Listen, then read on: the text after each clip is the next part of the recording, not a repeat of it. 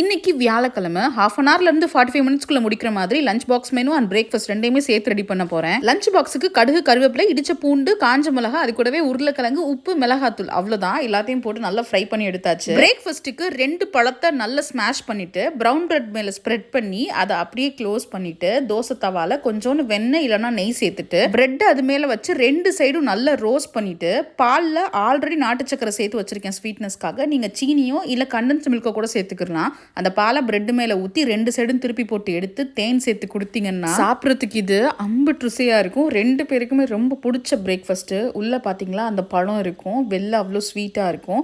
குழந்தைங்க நல்லாவே என்ஜாய் பண்ணி சாப்பிடுவாங்க. ஆனால் கண்டிப்பாக மைதா பிரெட் இல்லாமல் கோதுமை பிரெட்டில் பண்ணி கொடுக்குற மாதிரி பார்த்துக்கோங்க. இப்போ ஸ்நாக்ஸுக்கு வீட்டில் கொஞ்சம் ஸ்நாக்ஸ் இருந்துச்சு, அதையே கொடுத்துட்டேன். லஞ்ச் பாக்ஸுக்கு கடுகு, உளுத்தம்பருப்பு, கருவேப்பிலை, காஞ்ச மிளகாலாம் போட்டு தாளிச்ச தயிர் சாதம் தான். நிறைய பால் ஊற்றி கொஞ்சமாக தயிர் ஊற்றி கொடுத்துருக்கேன். உருளைக்கிழங்கு வச்சு பேக் பண்ணி அனுப்பியாச்சு.